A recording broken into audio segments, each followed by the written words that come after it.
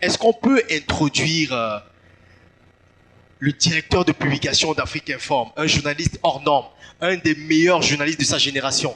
Mesdames et messieurs, avec moi, un tonnerre d'applaudissements pour Romaric Penda. Yes. Ah oui, Romaric. Merci Ulrich, merci. Je vais dire quoi? Bon après-midi ou rebonsoir. Salut à tous. Est-ce que vous êtes là? Est-ce qu'on est ensemble? Je vous entends applaudir, s'il vous plaît. Voilà.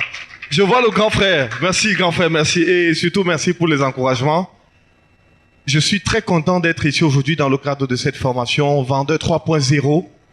Aussi content que vous, au même titre que vous, parce que je sais que nous allons passer des moments très agréables.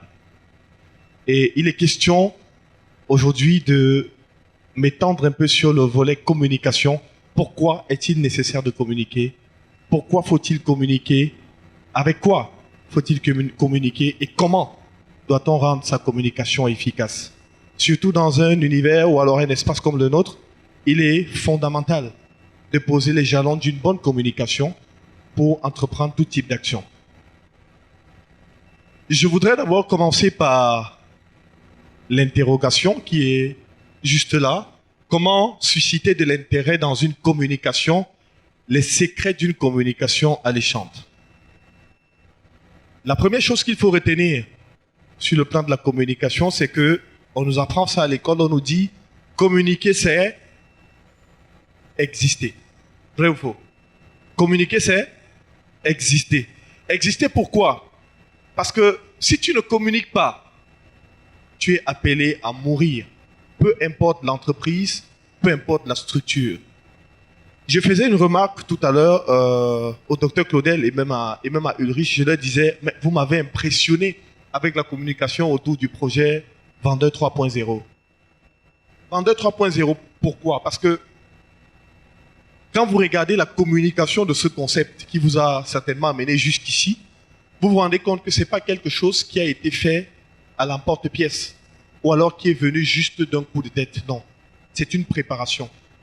Préparation à la fois sur le plan des idées, sur le plan de l'orchestration, sur le plan de la mobilisation des équipes, sur le plan de la réalisation de terrain et sur le plan de l'explication via les shootings vidéo que vous avez pu voir ici pour susciter auprès de vous un intérêt particulier à venir prendre part à cette formation. On communique pour exister aussi parce que si vous ne communiquez pas et les autres le font, vous ne pourrez pas faire passer le message que vous souhaitez. Je vais prendre un cas simple. En ce moment, se déroule à Yaoundé Promote. Qui connaît Promote? Vous vous rendez compte que depuis plusieurs années, aujourd'hui, Promote est la principale attraction en ce qui concerne, la mise en orbite des entreprises, que ce soit du Cameroun, de la sous-région Afrique centrale. Parce qu'elles sont nombreuses, les entreprises aussi qui partent d'autres pays pour venir s'installer à Promote. Pourquoi les entreprises le font? Elles le font simplement parce qu'elles ont le besoin et la nécessité de communiquer et d'exister. Quand elles le font, c'est parce que quand vous venez à Promote, qui est un super espace non seulement de visibilité, mais aussi d'échange entre différentes entreprises, ça vous donne, la possibilité non seulement de mettre sur vous, à travers les médias qui sont là-bas, qui couvrent des journées de travaux à Promote, de mettre la lumière sur vous, de mettre la lumière sur vos activités, sur votre déploiement et sur ce qui fait la spécificité de votre entreprise. Mais aussi, l'objectif derrière cela, c'est de pouvoir, à travers cette communication, vous mettre aussi en contact avec d'autres entreprises pour ficeler différents types de contrats, différents types de partenariats, du genre au sorti d'un forum, enfin, d'une foire comme celle-là, que vous puissiez être en contact avec d'autres structures avec qui vous allez désormais travailler ou sous-traiter. Voilà pourquoi il est très important, presque indispensable de communiquer. Et pour arriver à cela, il y a des petites méthodes très pratiques qu'il faut appliquer, c'est très nécessaire. Comment susciter l'intérêt dans une communication? En journalisme, on enseigne qu'il faut, il y a une fameuse théorie qui dit qui fait quoi, où, quand et comment. Qui fait quoi? Où? Quand? Et comment? Voilà les éléments qui doivent entrer dans l'objectif recherché par un communicateur. Qui communique? C'est la première question qu'il faut se poser. Si c'est vous, à travers votre entreprise, vous communiquez sur quoi? Vous orientez votre type de communication? Où allez-vous communiquer? Vous orientez les différents types ou alors supports de communication? Quand allez-vous commencer votre communication? Vous orientez et vous dites quand est-ce que vous allez commencer et comment allez-vous mener votre communication. Vous mettez les éléments sur pied. À partir du moment où vous avez répondu à ces questions, est-ce qu'on n'est pas d'accord qu'à partir de ce moment, lorsque vous avez répondu à toutes ces questions, vous avez déjà une certaine visibilité sur où est-ce que vous voulez aller? C'est vrai ou c'est faux? Et quand vous vous posez toutes ces questions, ça veut dire que vous avez étudié l'atmosphère dans laquelle vous voulez travailler. Parce que quand vous posez qui, où, quoi, quand, comment, vous allez dans tous ces éléments. Qui communique? C'est moi qui communique. Moi qui suis qui? Peut-être Romaric, peut-être une entité, une entreprise. Je communique sur quoi? Un produit. Peut-être qui est le mien, que je veux vendre peut-être à Gallus, par exemple. Comment vais-je communiquer? Quand on dit comment, le comment en fait, c'est comment vais-je orienter cette communication pour toucher Gallus qui est ma principale cible. Parce que dans la communication, il faut aussi identifier sa cible. Quand tu identifies ta cible, tu parviens facilement à connaître avec qui est-ce que tu travailles. Mais dans ce travail, il y a un autre phénomène qui est magique que beaucoup de communicateurs fuient. En fait, c'est un travail de recherche. Et c'est un travail de fond. Travail de recherche pourquoi? Pour bien bosser avec quelqu'un, pour bien travailler avec quelqu'un, il faut étudier la personne jusqu'aux extrêmes méandres. Il faut connaître la personne, comme on dit souvent, du pied jusqu'à la tête. Ça demande des études. Quelles sont ses stratégies de communication? Comment cette entreprise communique? Comment cette entreprise se positionne? Cette entreprise fait dans quoi? Cette structure est orientée de quel genre? C'est une start-up, c'est une organisation internationale, c'est une multinationale. Il s'agit de quel type d'entreprise? À partir du moment où tu as identifié le type d'entreprise, tu mènes tes propres recherches sur l'entreprise avec ce qui est plus important quand on communique, c'est les données statistiques. Quand tu arrives devant un monsieur, tu veux mener une action de communication. Je prends un exemple, les brasseries du Cameroun. Tu arrives aux brasseries du Cameroun pour les convaincre de ce que la communication que tu veux faire passer pour eux est une communication importante pour leur entreprise.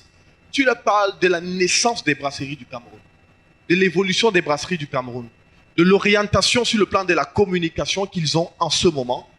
Tu ressors, c'est un élément très important, les données statistiques de l'entreprise.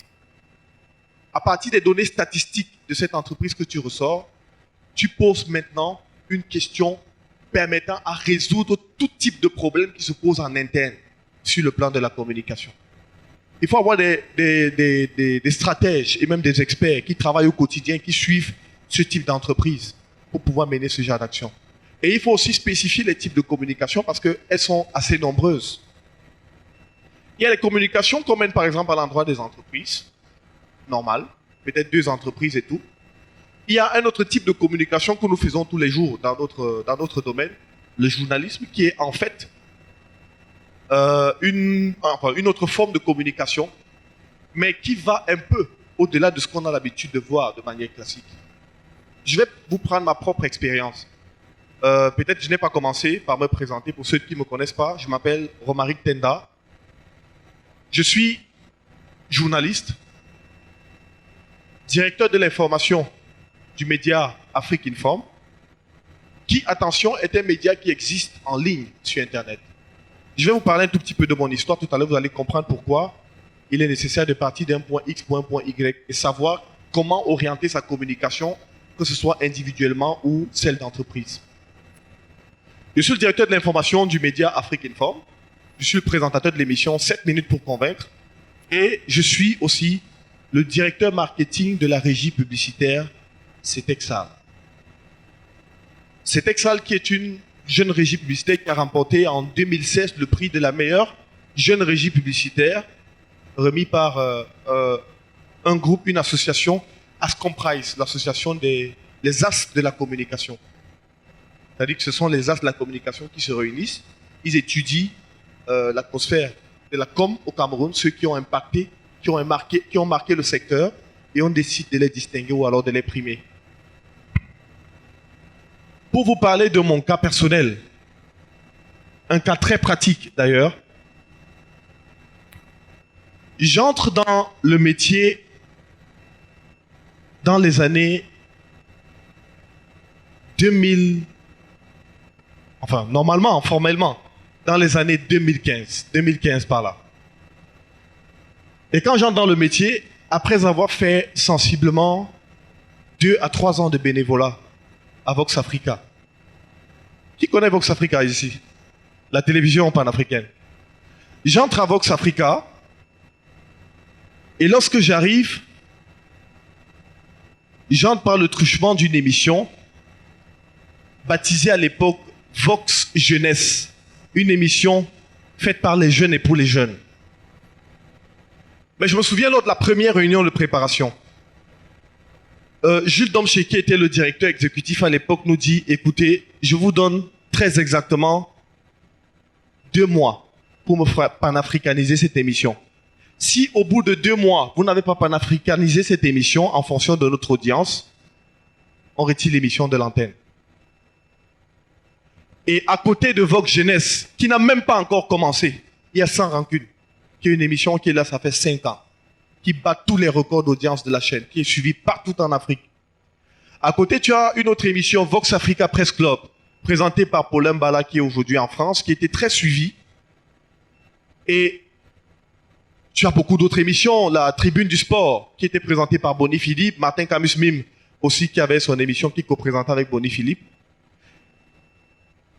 En tant que présentateur central de l'émission, on tient des réunions et on se dit le principal défi, c'est de traiter d'abord des thématiques typiquement africaines dans leur généralité, mais de se poser des vraies questions qui concernent la jeunesse africaine. Les Africains, les jeunes Africains ont besoin de quel type de conseils? Quels sont les problèmes que les jeunes Africains rencontrent? C'est comme ça qu'on s'assoit autour des tables, on mène des réflexions, on sort des orientations en fonction des rubriques et des chroniques et on commence à faire des productions. Et je peux vous dire, ça fait partie des obstacles qu'on rencontre lorsqu'on mène des actions de communication. Ça a été très compliqué au départ parce que beaucoup nous mettaient les bâtons dans les roues. Parfois, je payais moi-même de mon argent pour qu'on parte réaliser des reportages sur le terrain. Et c'est aussi ça, un élément qui interpelle. Être capable de vous poser la question sur la finalité de votre action. Qu'est-ce que vous recherchez à la fin de tout ce que vous posez comme action? On l'a fait. Jules Domche nous a donné 2 mois. À l'époque, au bout d'1 mois, parce qu'il était à Paris, il est revenu avec Alain Foucault qui avait lancé les coffrets best-of d'archives d'Afrique. Je ne sais pas si d'aucuns d'entre vous connaissent. Sous forme de DVD vidéo. Quand ils reviennent, ils sont 3. Ils m'appellent au bureau. Il y a Paul Mahel, il y a Jules Domche et il y a Alain Foucault. Vous savez quelle est la première question qu'ils me posent? Vous pouvez imaginer? Ils me demandent, où as-tu appris à faire la télé? C'est la première question qu'on me pose.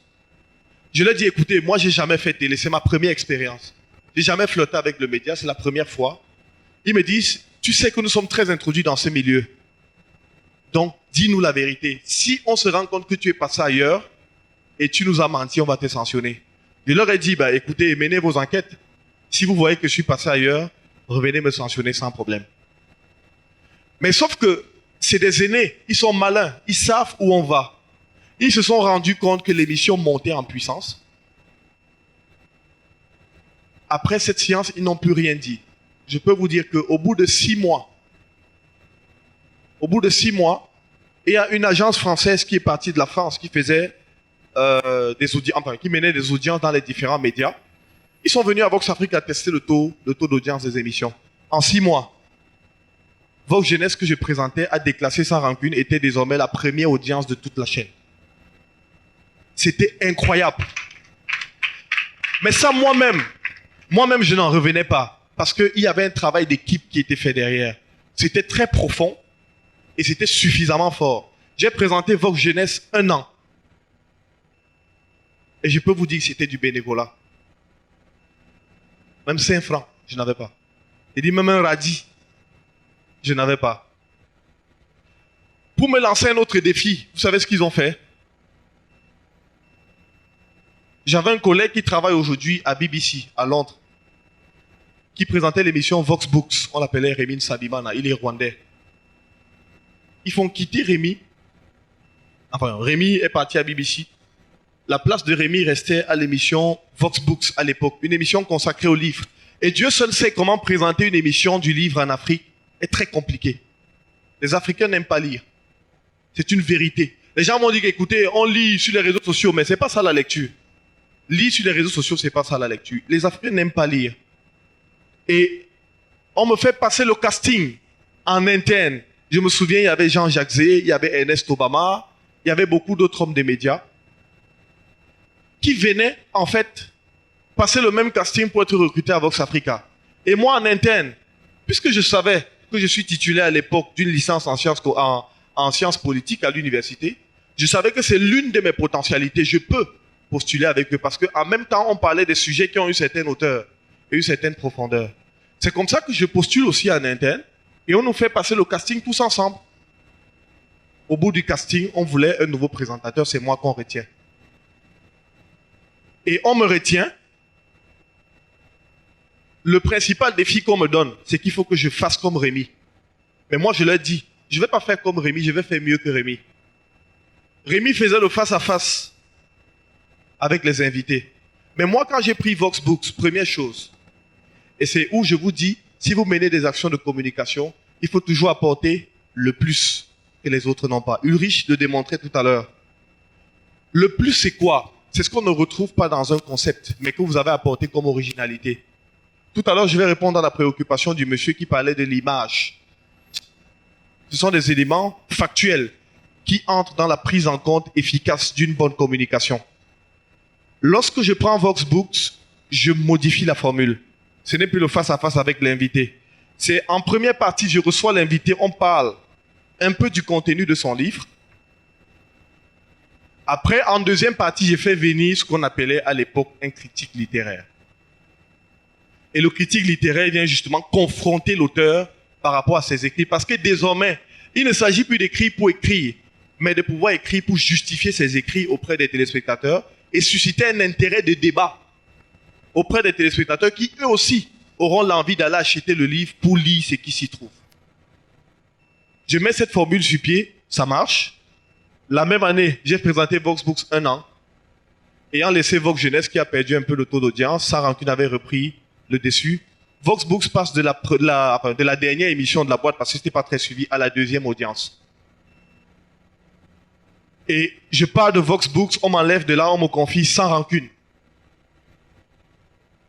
Sans Rancune. Et quand on me confie Sans Rancune, vous imaginez que le challenge est grand. C'est très grand. J'ai fait 6 émissions de Sans Rancune. J'ai été reçu par mon patron à l'époque, Paul Kamonier-Fokam, qui interpellait certains de mes patrons pour dire, écoutez, moi je veux que vous fassiez des émissions comme ce jeune homme. Je le vois, il progresse et tout, il monte et tout et tout. Ok, à partir de là, l'aventure Vox Africa s'est arrêtée parce qu'on ne s'entendait plus sur un certain point de vue idéologique. Mais le plus dur commençait, pour moi en fait. Quand c'est fini, le plus dur débutait. Après Vox Africa, j'ai fait 1 an et demi de chômage. 1 an et demi de chômage. Et attention, on ne m'a pas chassé de Vox. Je suis parti, moi-même. Après les 1 an et demi de chômage, j'ai lancé une émission qui passait à l'époque à la radio à Yaoundé.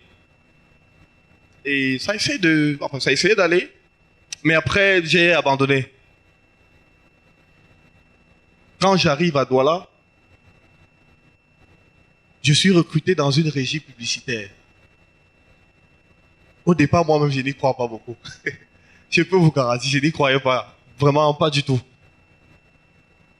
Mais quand on me recrute dans la régie publicitaire, je commence à flotter réellement avec le monde de la communication. Et je comprends pourquoi il est très important et nécessaire de communiquer. Ulrich disait tout à l'heure que quand votre cerveau intègre un certain nombre de choses, au fur et à mesure, ce cerveau commence à intégrer que cette chose est bonne, même si elle est mauvaise. Et on commence à travailler sur des campagnes des entreprises, des campagnes de communication des entreprises. Mais les stratégies qui sont mises sur pied sont lesquelles? C'est-à-dire, on tire des plaquettes. Avec des plaquettes, on va rencontrer les responsables des entreprises et tout et tout. Et je me souviens un jour, nous sommes allés rencontrer un responsable d'une entreprise. J'étais avec un collaborateur. Le collaborateur arrivait, c'était mon supérieur hiérarchique. Il parlait un peu avec les hautains. Il était un peu très sûr de lui. Je suis venu avec un air vraiment du gars modeste, très modeste. Il avait heurté le monsieur. Et le monsieur était sur le point de nous enlever le marché de la com en question.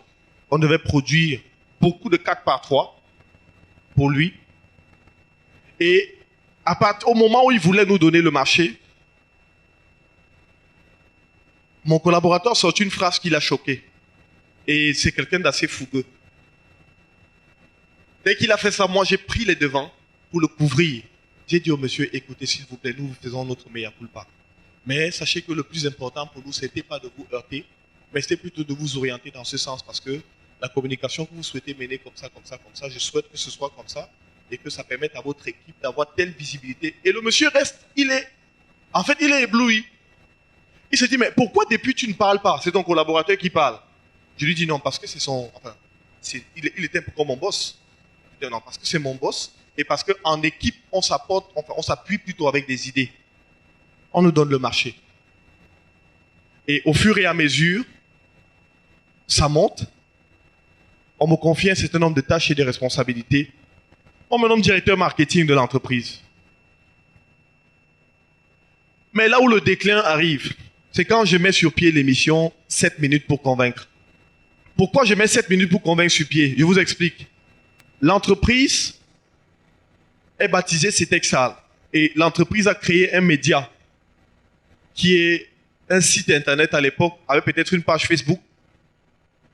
Le site internet www.afrique-de6inform.com. On produit des articles, oui, c'est bien et tout, machin. Quand j'arrive, j'ai la petite idée de lancer l'émission 7 minutes pour convaincre. Quand je lance l'émission, comme tout début, c'est très compliqué, c'est difficile. On n'a pas de matériel pour tourner, c'est très compliqué. Le boss ne veut pas s'engager et tout. Il y a beaucoup de lourdeur et tout ça. Mais à partir du moment où on commence, moi, je mets en jeu mon carnet d'adresses. Je fais venir un certain type d'invités. Ils viennent. On travaille. Mais ce que beaucoup ne savent pas, c'est que dans le milieu de la communication et du journalisme, dans le style interview, il y a quelque chose de magique à l'intérieur. C'est le style le plus difficile en journalisme. Même les reporters d'investigation ne s'en sortent pas quand il faut mener des entretiens. C'est très compliqué. Parce que tu as en face de toi quelqu'un qui maîtrise mieux son domaine que toi, que tu dois questionner. Et ce qu'on oublie de dire aux gens, c'est que les émissions d'entretien, notamment d'interview, c'est des chocs. C'est le duel, en fait, avec l'invité. Et si tu n'es pas bien préparé, suffisamment outillé, au lieu de sortir vainqueur, c'est l'invité qui te bouffe. Et on constate que tu n'es pas un bon journaliste. Voilà les défis auxquels on fait face chaque jour lorsqu'il faut conduire, par exemple, une émission. Je le fais, mais quand je mets l'émission sur pied, c'est bien beau, c'est magnifique, on va faire des plateaux avec des invités, c'est super. Mais comment vivre de cela? Comment rentabiliser le média?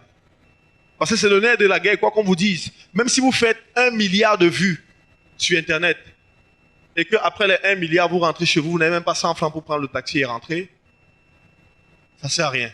C'est compliqué. On entre en contact avec un monsieur qui nous met sur pied un système à partir de notre site Internet. D'abord, la première chose, c'était de redynamiser les équipes pour qu'on recommence à produire les articles. On attrape un monsieur qui nous met sur pied un système qui fait en sorte que sur chaque clic d'article, dès que tu cliques sur notre article, pour voir l'article, tu vas devoir débourser au moins 10 francs CFA.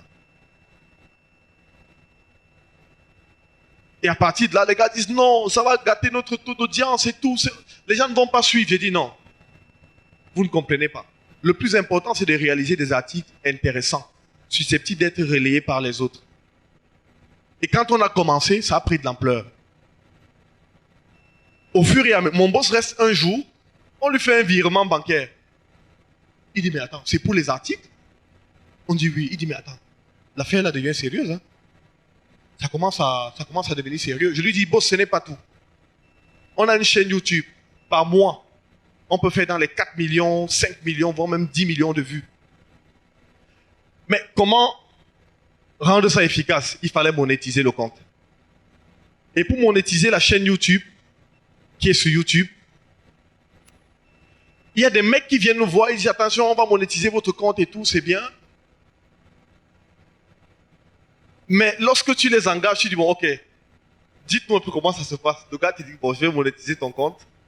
On va s'entendre. Hein. Chaque fin du mois, on fait 50-50%. Mon boss était mal à l'aise. Mon boss dit non, c'est pas possible. Mes gars ne vont pas travailler pour que je fasse 50-50 avec vous. Vous n'avez rien fait. Vous venez juste monétiser à partir d'un certain nombre de paramètres et vous voulez 50-50% alors que vous n'abattez pas le grand travail. Il entre en contact avec l'un de ses amis qui est aux États-Unis, qui nous aide à monétiser le compte. Et aujourd'hui, où je vous parle, je dis aujourd'hui où je vous parle, notre chaîne YouTube fait des milliers de vues par mois. Et ça me plaît parce que chaque mois désormais, on connaît combien YouTube peut nous virer. Et ça fait que l'équipe peut se déplacer, ça fait que chacun peut vivre un peu à l'aise, chacun peut avoir un peu de sous, chacun peut savoir où il va désormais. Tout ceci pour montrer une seule chose. Pour vous faire comprendre que toute action de communication menée, qu'elle soit individuelle ou dans le cadre d'une entreprise, doit aboutir à un but ultime qui est celui de vous permettre de rentabiliser vos actions. Avant, quand on me disait, je ne croyais pas. Il disait, oh non, écoutez, pour un bon communicateur, c'est celui qui est comme ça, c'est celui qui fait ça, machin, il n'a pas de problème et tout. Mais quand la réalité commence à te rattraper, toi-même, tu commences à mettre sur pied des stratégies pour pouvoir vivre au quotidien. Et en communication, il y a quelque chose de fondamental qu'il faut savoir. Les secrets d'une communication alléchante. La première chose, c'est l'image. La première chose, c'est l'image. Quelle est l'image que vous voulez qu'on ait de vous? Quelle image voulez-vous qu'on enregistre de vous? Moi, quand j'étais à Vox Africa, je peux vous garantir, le moment le plus énervant pour moi, c'est quand je partais à l'antenne.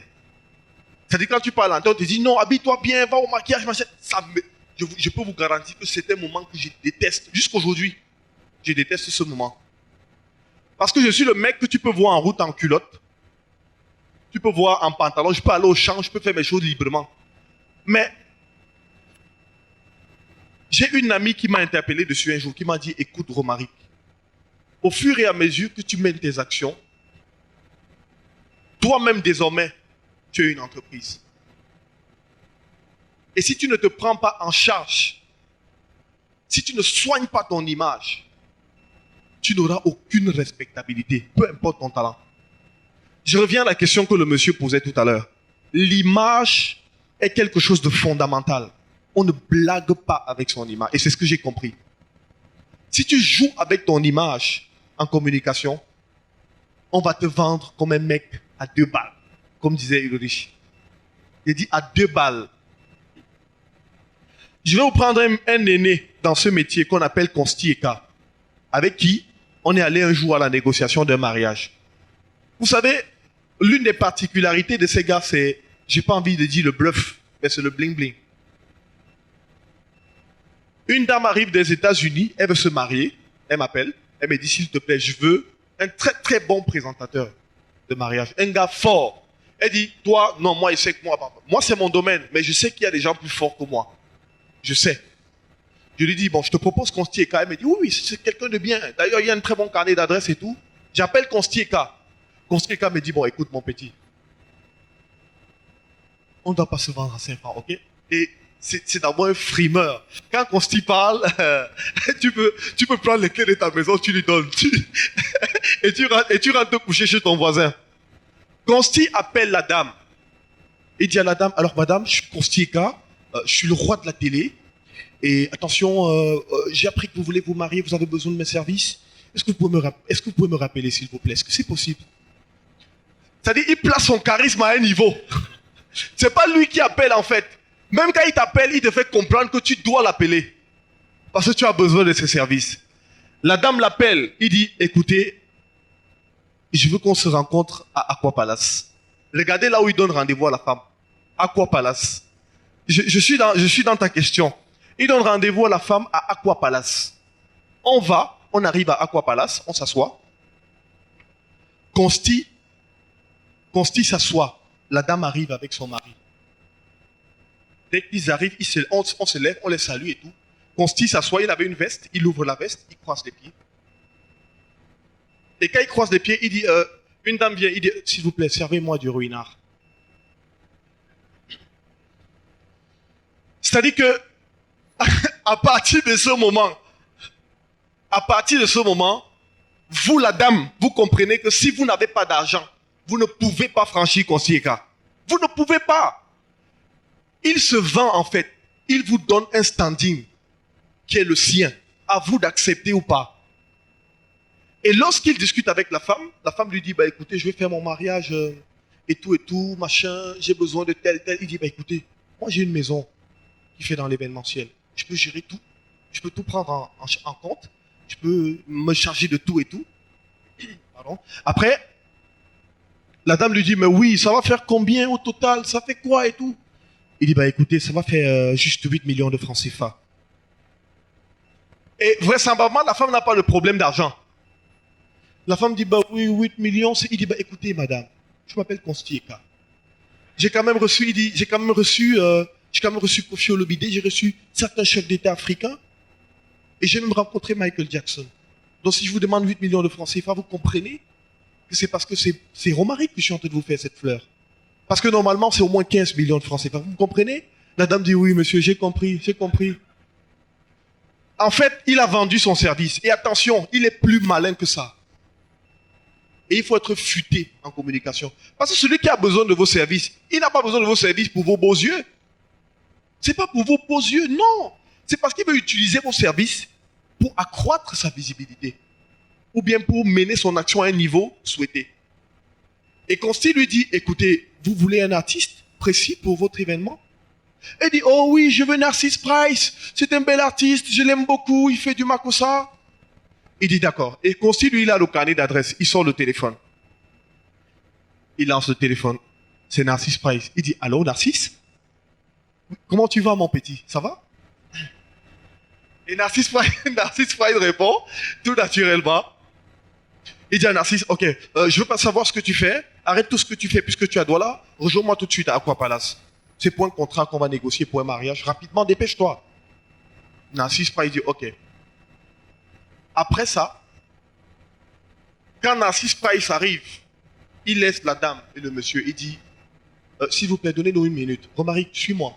On va. Quand on va prendre Narcisse Price est venu dans un taxi. Il dit à Narcisse Price que non, quand moi je t'appelle, tu prends. Il dit, quand je t'appelle, tu loues même une voiture, tu viens avec Narcisse. Après, il appelle, Narcisse arrive, il dit, bah écoute, la dame qui est là-bas dans la salle. Eh bien, vous riez. Vous riez sans savoir. C'est magique. C'est magique. Il dit, la dame qui est dans la salle, c'est une dame qui a besoin de toi. On a parlé des artistes et dit que c'est toi qu'elle veut. Alors, je ne veux pas que tu arrives là-bas et que tu te vendes n'importe comment. Tu peux être sérieux dans ton travail. Narcisse, ok? Tu me laisses, je négocie tout. Tu ne parles pas. Je suis ton manager, ok? Il dit, ok. On arrive auprès de la dame. La dame dit, oh Narcisse, je t'aime mon frère. Tu as fait des chansons. Elle fait la talakou à Narcisse. Narcisse dit merci beaucoup. Elle dit, bah écoute Narcisse, pour ton événement, j'ai mon mariage, mon mari t'adore, nous t'adorons et tout. Comment on peut faire et tout ça? Qu'on s'est dit, bah écoutez, c'est Narcisse Price. C'est quand même un disque d'or. Et rassurez-vous, c'est pas n'importe qui. Donc, ce qu'on va faire, c'est que vous allez donner juste 2,5 millions à Narcisse Price. 2,5 millions. La dame reste, la dame dit non, s'il vous plaît, ça fait beaucoup. Il dit, bon écoutez, on va s'arrêter à 2 millions. Vous laissez le demi, on fait 2 millions. Ok, c'est bon? Narcisse Price n'en revenait pas. Narcisse Price a failli tomber des nues. Pour une fois, il décrochait l'un de ses plus gros contrats. 2 millions pour une prestation de 5 minutes à un mariage. Et ce n'est pas tout. Quand on part de là, pour montrer à la dame qui n'est pas n'importe qui, il appelle son ami qui a le humeur. Il dit, s'il te plaît, est-ce que tu peux me retrouver à Aqua Palace? Il dit, ok. Son ami vient avec la voiture. Il dit à la dame, s'il vous plaît, vous pouvez me raccompagner, je vous en prie? La dame se lève. Quand on est en train de partir, entrer dans la voiture, la dame voit le humeur qui est garé, qui nous attend. Mais attendez, elle ne va pas donner 15 millions à Narcisse. Elle ne va pas lui donner 15 millions. Elle va lui donner simplement parce qu'il a mis la barre à un niveau très élevé. Et quand tu l'approches, en fait, tu sais que pour lui donner un mariage, ce n'est pas l'à peu près. Et voilà comment certains placent le cap de la communication, le coût de leur communication. Moi, je ne faisais pas les photos shooting avant. Je n'en faisais pas. Ma première expérience dans un studio photo shooting, c'est à UN Media, Ulrich Guégan, qui est là, qui m'a pris la première fois dans un studio photo shooting. Et vous savez avec quel vêtement?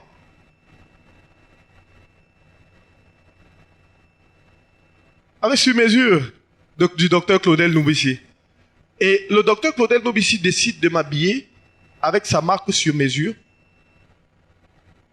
Je fais les photos shooting. Je peux vous dire, depuis le jour que j'ai mis ma première photo shooting sur les réseaux sociaux, je n'ai plus jamais présenté un mariage à moins de 200 000 francs CFA. Plus jamais. Parce que ça participe de l'image. L'image que vous projetez. Et quand vous arrivez à un certain niveau de considération, vous ne vous appartenez plus. Vous ne vous appartenez plus. Vous n'êtes plus vous. Vous appartenez aux autres. Et par conséquent, il faut avoir une belle image de vous. Il faut projeter une belle image de vous. Depuis que ma petite amie m'a dit que j'ai pris beaucoup de poids, je suis rentré me remettre au sport. Ça fait 2 semaines déjà. Il faut travailler le physique. Oui. Il faut travailler le physique. Il faut bosser le physique. Ce sont beaucoup d'éléments qui entrent en jeu et qui font en sorte que vous comprenez la nécessité et l'importance de communiquer. Et je peux vous dire, c'est dans ce pays qu'on clochardise l'univers de la communication. Les communicateurs ailleurs sont des gars intouchables. J'ai dit absolument intouchables. Dans cette salle, qui sont ceux qui voyagent régulièrement, qui vont dans d'autres pays? À l'étranger peut-être, en Europe. En France, on vous dit en France par exemple, le mec qui présente The Voice, comment on l'appelle encore, Nico Saliagas. On te dit que Nico Saliagas peut faire 5 000 € le mois. Comptez un peu, 100 000 € le mois. Vous voyez combien ça donne en francs CFA? C'est plusieurs millions de francs CFA. 65 millions de francs CFA. Ça, c'est par mois. Un seul mois. En fait, le milieu de la communication, c'est un milieu dans lequel il y a beaucoup d'argent. Extrêmement. Et les plus grandes batailles, généralement, se jouent dans le milieu de la communication. Si je vous donne le chiffre dégagé par an par les brasseries du Cameroun pour la communication, vous n'allez pas en revenir. Et je peux vous garantir que ça n'enlève en rien le bénéfice que les brasseries peuvent avoir au Cameroun. J'ai dit en rien du tout. Mais pour nous, on a l'impression que c'est trop beaucoup. Alors que pour les brasseries, ça ne représente absolument rien. Et tout ça pourquoi? Parce qu'un autre élément qu'il faut prendre en compte dans la communication, c'est la saturation. Pour bien communiquer, il faut agacer, il faut énerver, il faut fatiguer, il faut traumatiser les gens. Qu'on le veut ou... Voilà, je prends un exemple. Quelqu'un a dit Nyangono tout à l'heure. Qui connaît depuis combien de temps Nyangono fait la musique? Qui peut avoir une idée? Oui, chef.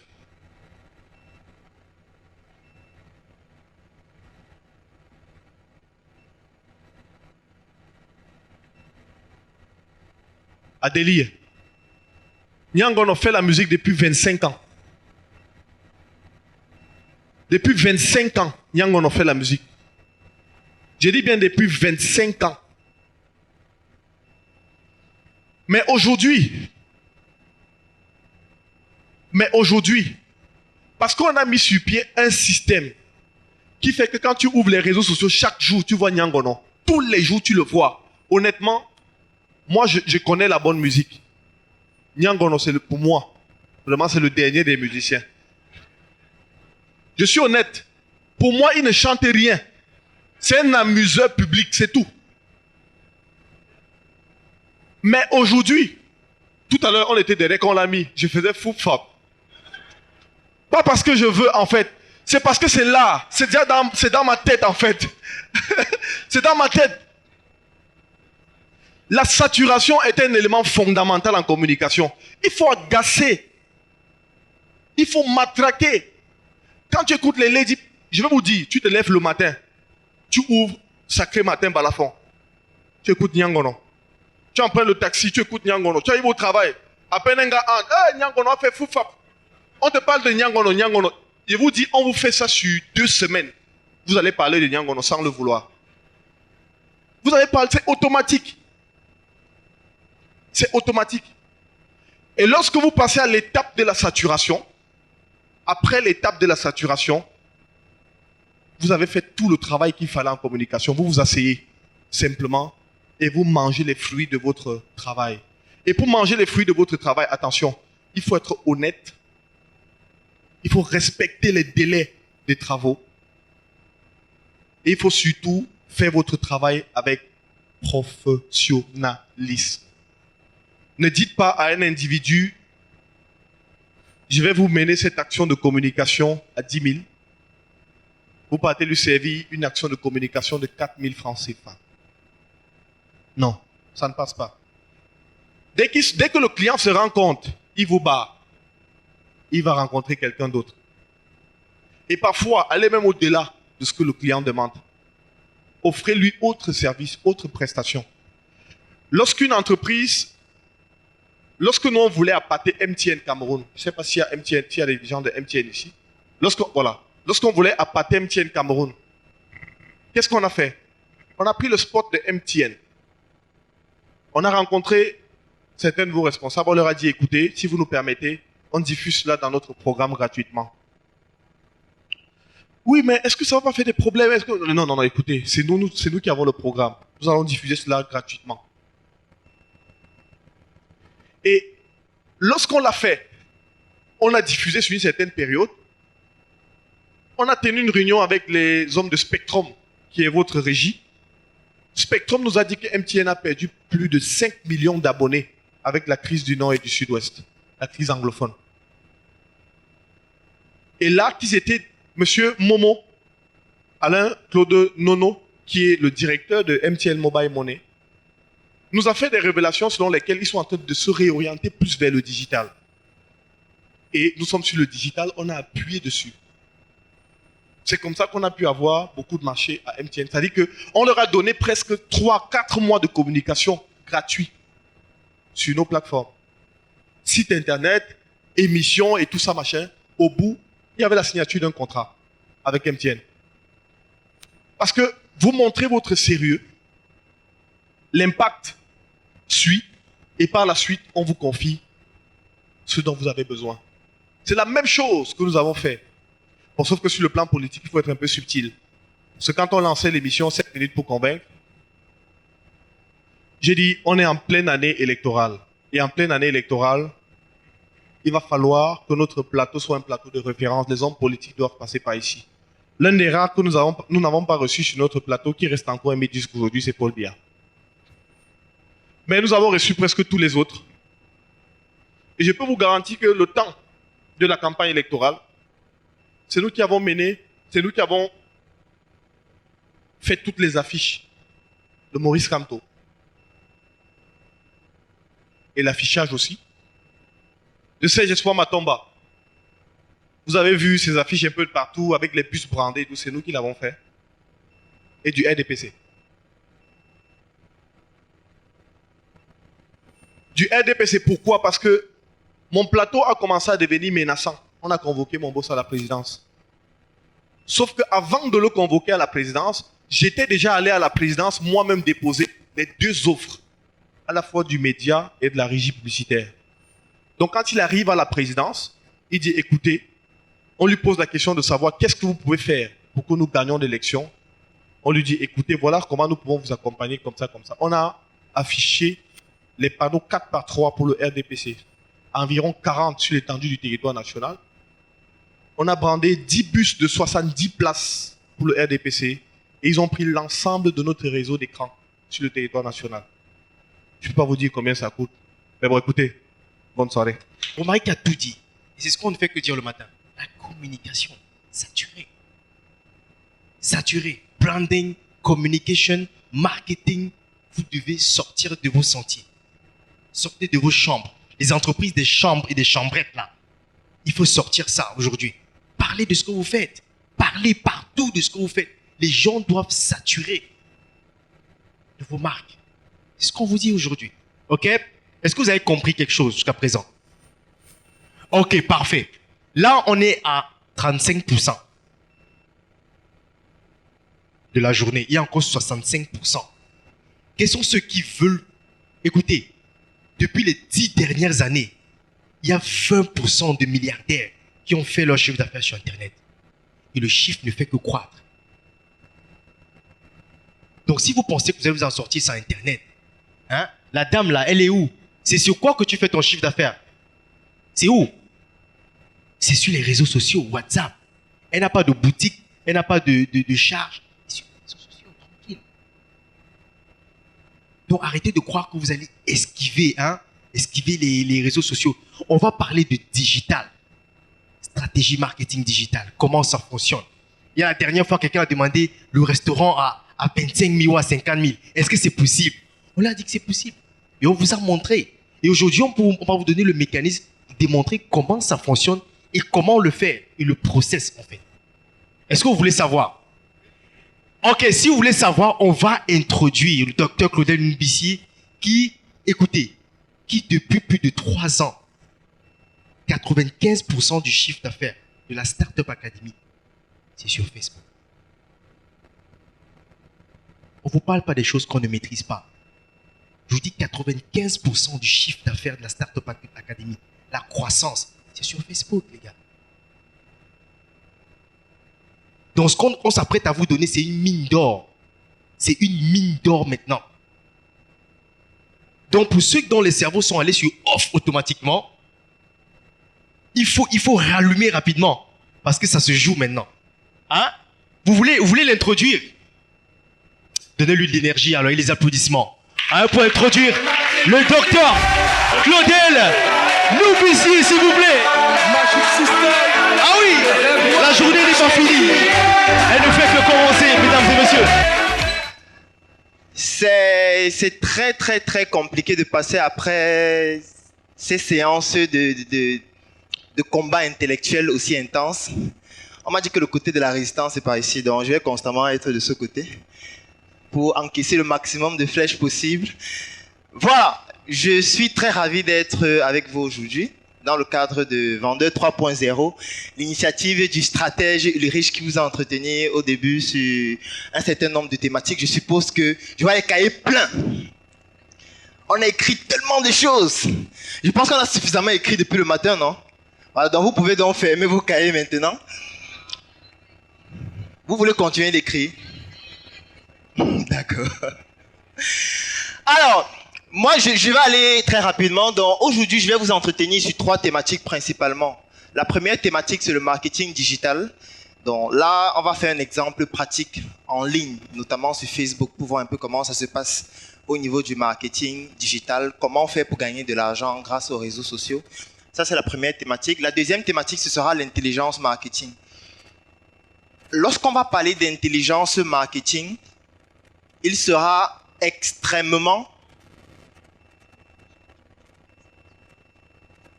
Lorsqu'on va parler d'intelligence marketing, il y a certaines recommandations que je vais donner. Notamment, on ne filme pas, on n'écrit pas, et on écoute et on comprend ce qu'on a à dire. Jusqu'à présent, vous pouvez écrire, mais lorsqu'on va entrer dans l'intelligence marketing, ça sera proscrit. Et si je vois quelqu'un faire ça, je vais lui demander de sortir, tout simplement. Alors, et la dernière partie, ce sera la route vers la fortune. On va parler de la loi du 80-20. Voilà. Après ça, on aura terminé avec cette magnifique formation qui a très bien commencé depuis le matin. Présentation, je vais aller très vite parce que je suppose que beaucoup de personnes ont déjà eu à voir ces présentations. Donc moi, je suis Claudel Noubissier, je suis médecin de formation et on me demande souvent, tu es médecin, qu'est-ce que tu fais là? Et tu pratiques la médecine à quel moment? Hier encore, j'étais dans le bus lorsque je venais et mon voisin me dit, c'est vous le docteur? Oui, mais vous ne faites plus la médecine? C'est pour ça que je décide d'adopter le pseudonyme d'assassin. Parce qu'on a une obésité d'inconsistance intellectuelle qui pullule dans notre pays. Les gens ont des cerveaux dans l'Antiquité. Donc c'est parfois important de les ramener dans les années 80, 90 pour qu'ils nous rejoignent. Alors moi, je suis Claudel Noubissier, je suis médecin de formation. Il y a beaucoup de structures que j'ai eu à mettre sur pied et je vais vous parler du marketing digital aujourd'hui. Pourquoi? Parce que dans tout ce que j'ai eu à implémenter, c'est grâce au marketing digital, principalement. Que ce soit SOS Médecins Cameroun, qui est ma première initiative depuis 2014, que ce soit Global Archive, une structure avec laquelle on fait de la dématérialisation, ça veut dire l'archivage, et puis la digitalisation des documents et des archives en entreprise, que ce soit Sur Mesure, c'est toujours le digital, que ce soit Startup Academy, c'est principalement le digital, que ce soit e-banking 237, une structure à travers laquelle on aide les Camerounais, dans un premier temps de la diaspora, à financer des projets qui partent du primaire au tertiaire au Cameroun, c'est toujours du marketing digital, ou encore Médecin 2.0, c'est toujours du marketing digital. Donc pratiquement tout ce que nous faisons est axé principalement sur le marketing digital, y compris les livres que j'ai eu à publier. Le premier livre, Stop assez de mensonges sur le VIH-Sida. Le deuxième livre, le marketing hospitalier, ou plutôt la fonction marketing à l'hôpital. Le troisième livre, le jeune entrepreneur africain. Le quatrième livre, un médecin atypique. Le cinquième livre, les 100 idées de projet à débuter sans financement au Cameroun. Tout ça, c'est grâce au digital. Comment ça fonctionne? Comment utiliser le digital pour optimiser le fonctionnement de sa structure, qu'il s'agisse des produits ou des services? C'est ce que nous allons voir tout de suite. Qui ici a déjà une entreprise ou une structure? D'accord. Cédric, ta structure fait dans quoi, principalement? Easy Ride. Magnifique, je connais très bien. Ta structure? Café Resto, ça s'appelle comment? Mes petites délices. Les petites délices. Vous vendez quoi en ligne?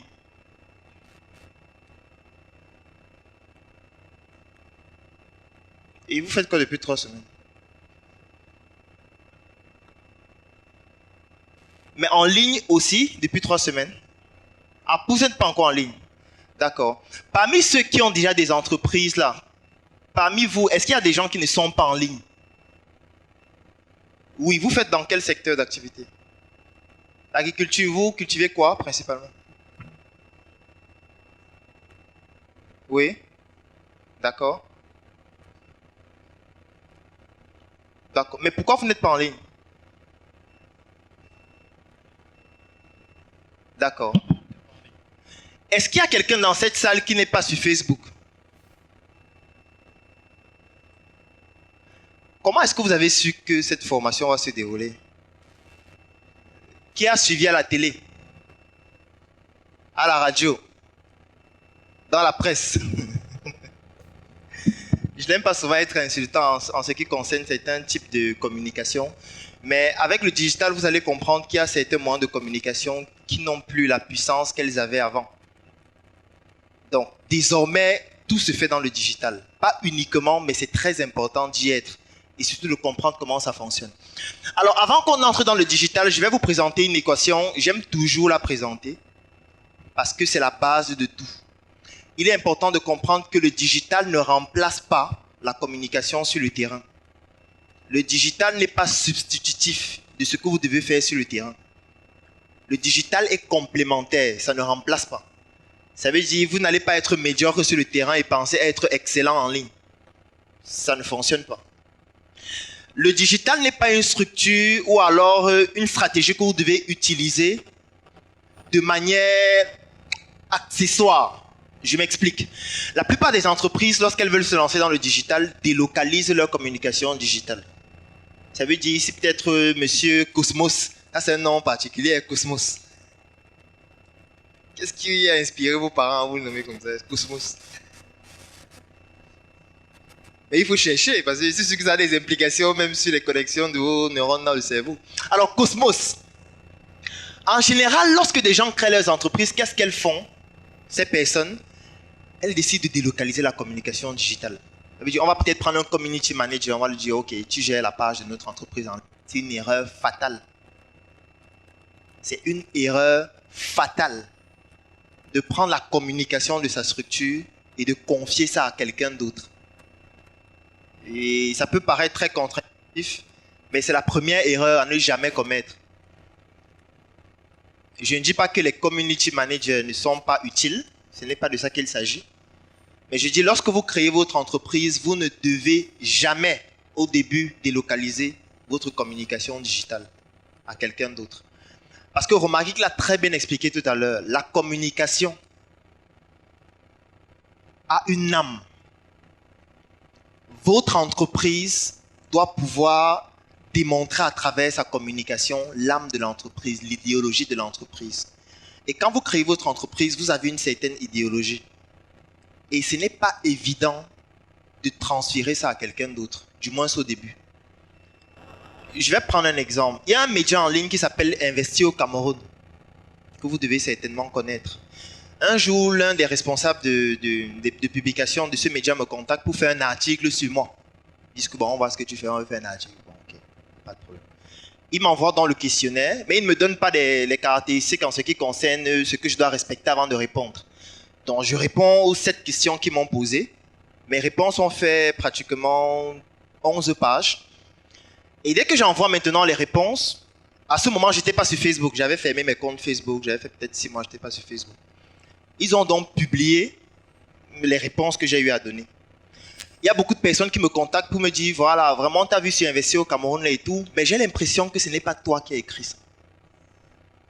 J'ai dit, ah bon? Je prends le téléphone d'un ami, je me connecte, je regarde et je me rends compte qu'ils ont modifié ce que j'ai écrit.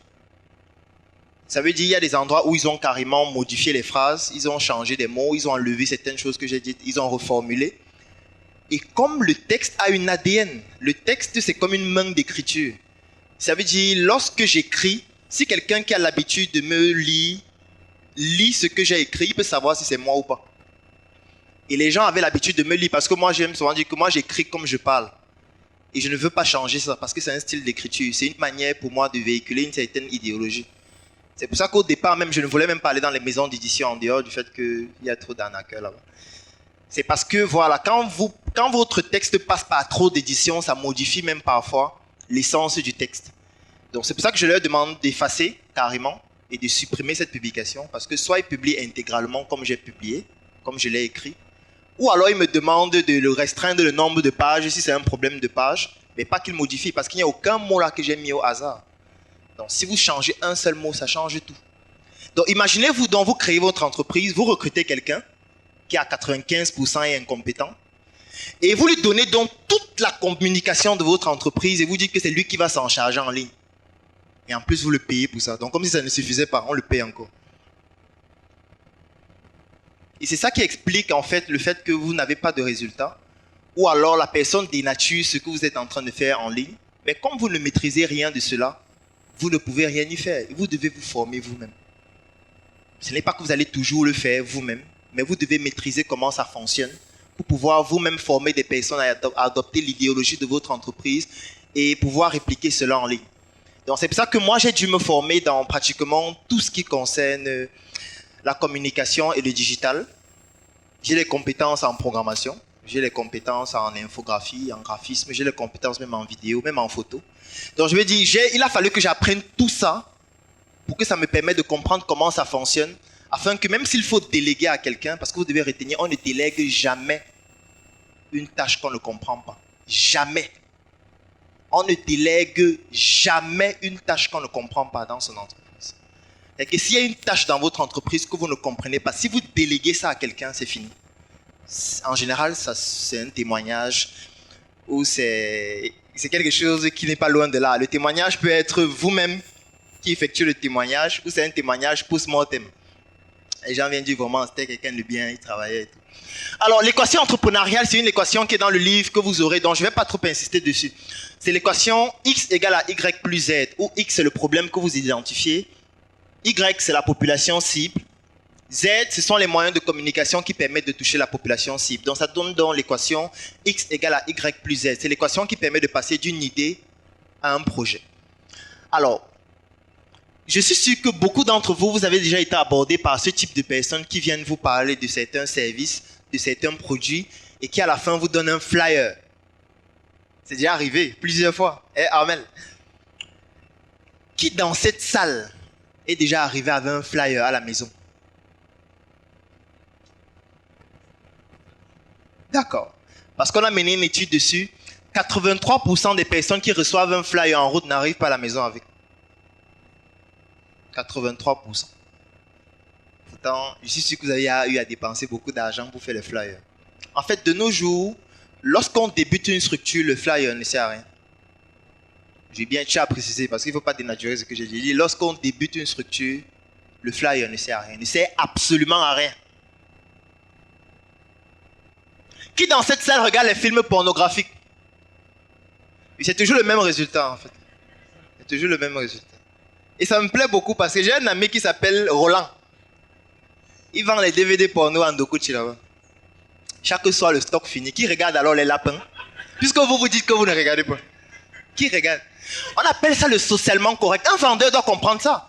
Parce que si tu vends les DVD porno et tu poses les questions aux gens, ce qu'on appelle les études de marché, tu donnes les formulaires, les gens disent que non, on ne regarde pas. Tu penses qu'il n'y a pas d'opportunité. Pourtant, il y a.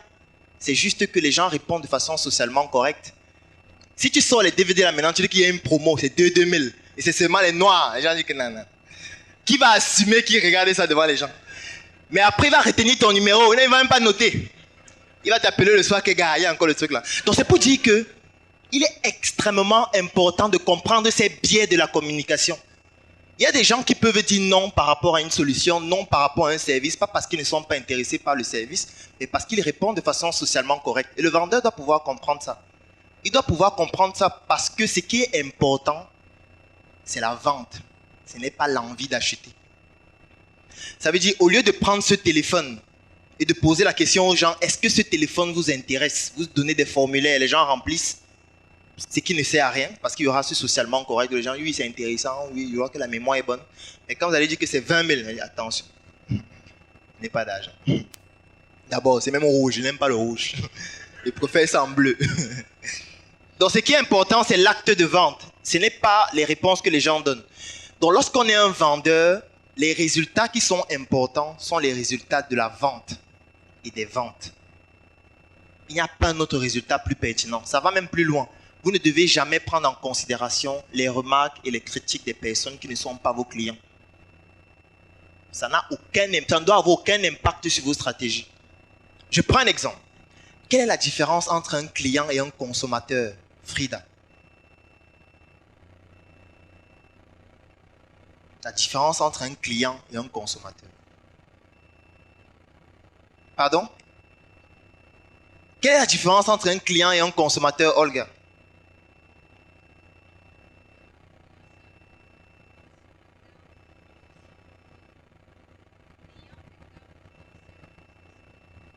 Et le consommateur? Il qu'un potentiel client. Qui peut donner la réponse? Oui. Cyril. À mon humble avis, c'est que le client, c'est un consommateur régulier et le consommateur, c'est un consommateur périodique. Oui. Van, c'est bien ça? Oui. Vanel, ça oui. Micro. Un micro? Ok. Vanel, vas-y. Bon, je pense que le consommateur, c'est tous ceux qui sont susceptibles d'utiliser le produit. Dans le client, c'est celui qui achète le produit. Alors, je Tous tiens à ceux vous à qui préciser. le produit peut servir, comme peut-être un habit, ça peut servir à tout le monde. Maintenant, ceux qui achètent les habits sont les clients. D'accord. Je tiens à préciser que moi, je suis beaucoup accroché à la terminologie.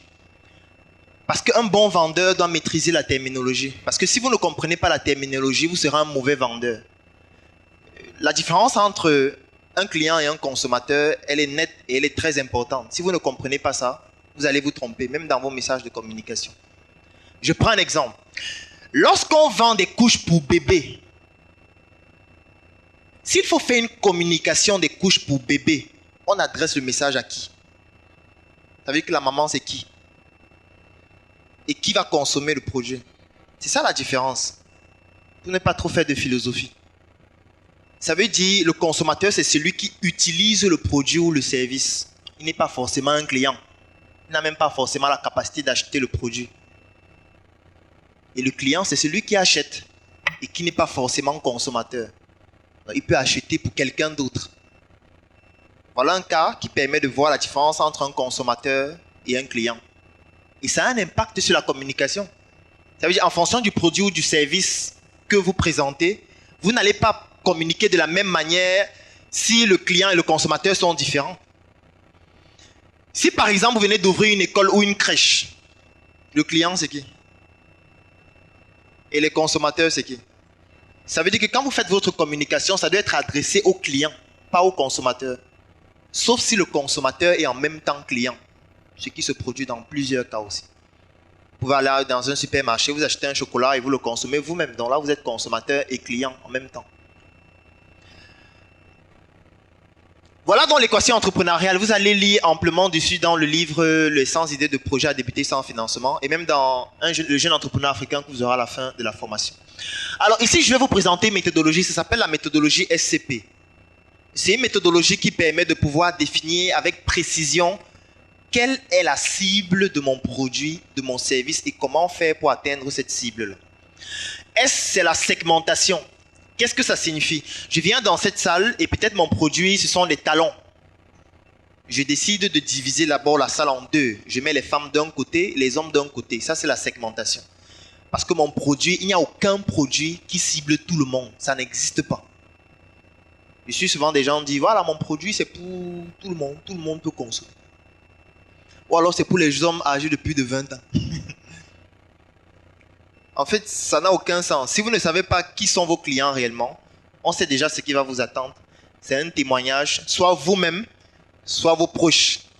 Quand vous aurez déjà rendu l'âme. Donc, il est important de segmenter. Et c'est pour ça que dans l'équation entrepreneuriale tout à l'heure, lorsque je choisis par exemple cette image, ici, on a une population qui est hétérogène. C'est-à-dire, on a des hommes, on a des femmes, il y a des personnes âgées, il y a des enfants, etc. La segmentation consiste à les regrouper de manière homogène.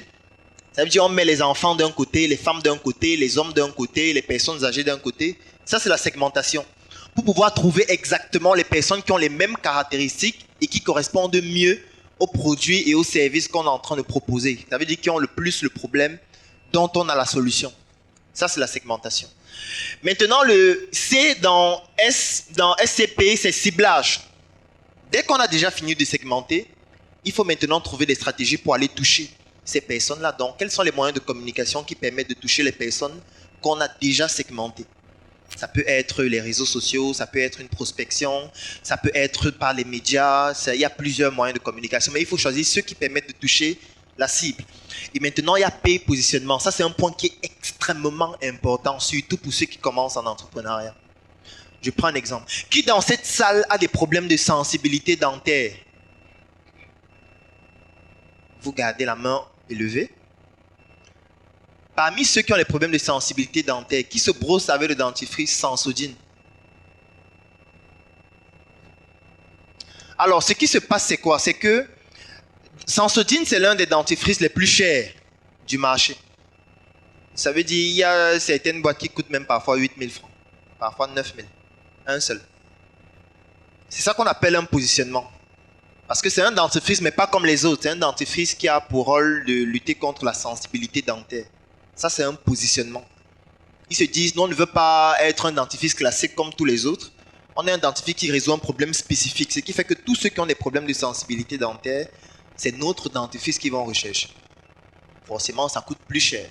Forcément, la stratégie de communication est plus simple. Parce qu'on ne s'adresse pas à tout le monde. On s'adresse uniquement aux personnes qui ont le problème pour lequel on a la solution la plus spécifique. En ce qui concerne les dentifrices, bien sûr. Qui dans cette salle a un compte bancaire à BGFI? Chaque fois que je fais l'expérience, il n'y a personne. D'accord. Mais pourquoi tu n'as pas de compte à BGFI? Pourquoi? Plus ancienne? Vous êtes sûr que c'est seulement l'ancienneté le problème? Eh Cédric, pourquoi tu n'as pas de compte à BGFI? Tu n'es pas la cible, comment ça? Alors, BGFI, c'est l'une des banques au Cameroun où il n'y a jamais de file d'attente. Pour une raison qui est simple, c'est parce qu'ils adoptent un positionnement particulier. Pour avoir un compte là-bas, il faut avoir un revenu d'au moins 1 million par mois. Étant donné que ce n'est pas beaucoup de personnes qui ont ce type de revenus, il n'y a pas de file d'attente. On dit que bon, ceux qui n'ont pas d'argent, là, allez chez les Bayam Salam. Ici, c'est pas pour n'importe qui en fait. En fait, c'est ça qu'on appelle le positionnement. Et quand vous venez de débuter une activité, c'est bien d'adopter un positionnement. Parce que quand vous adoptez un positionnement, on vous reconnaît plus facilement. Et ça vous permet de pouvoir solidifier votre structure progressivement et très vite. Je prends un autre exemple. Qui dans cette salle aime ou pratique la musique urbaine? Vous allez garder les mains élevées. Parmi ceux qui pratiquent la musique urbaine, qui connaît Bimster? C'est ça qu'on appelle le positionnement. Et vous ne pouvez pas être au Cameroun. Vous pratiquez la musique urbaine ou vous aimez la musique urbaine et vous ne connaissez pas Bimster. C'est que peut-être vous êtes un gars qui vient du Mali. Donc, ils ont adopté ce positionnement-là pour dire, voilà, nous, on fait la promotion de la musique urbaine. On ne fait pas la promotion du makossa. On ne fait pas la promotion de la salsa ou du gospel. Non, on est dans la musique urbaine. On ne reste que dans la musique urbaine. Ce qui fait que tous ceux qui aiment la musique urbaine vont s'identifier à nous. Et du coup, ça fait en sorte qu'on capitalise sur eux. Dès qu'on a fini avec cette cible, on peut passer à une seconde. C'est comme ça que fonctionne l'équation entrepreneuriale. L'erreur qu'on commet souvent, c'est de vouloir toucher tout le monde au début, sans argent. Et en général, lorsqu'on essaie de toucher tout le monde au début sans argent, ce qui se produit en général, c'est soit vous-même ou vos amis et vos proches. Alors, maintenant, je vais expliquer un autre phénomène qui est extrêmement important dans la vente. Ça s'appelle la scalabilité. Et la scalabilité prend tout son sens avec le marketing digital. Ce que je vais expliquer tout de suite, vous devez comprendre ça. Parce que si vous comprenez ça, vous allez savoir exactement ce qu'il faut faire pour devenir un vendeur 3.0. Un vendeur 3.0, ce n'est plus quelqu'un qui vend les chips lui-même au marché. Chips. Ça, on doit bannir ça. On doit bannir ces gens qui mangent savon, il faut bannir ça. Si on voit un vendeur 3.0 faire ça, on retire l'étiquette. Parce que il ne faut pas nuire à la crédibilité de ce nom. Ce n'est pas que j'ai un problème avec les personnes qui font ça, c'est juste qu'ils n'ont pas un cerveau 3.0. Alors maintenant, je vais vous parler de la scalabilité. C'est l'élément le plus optimal dans la vente.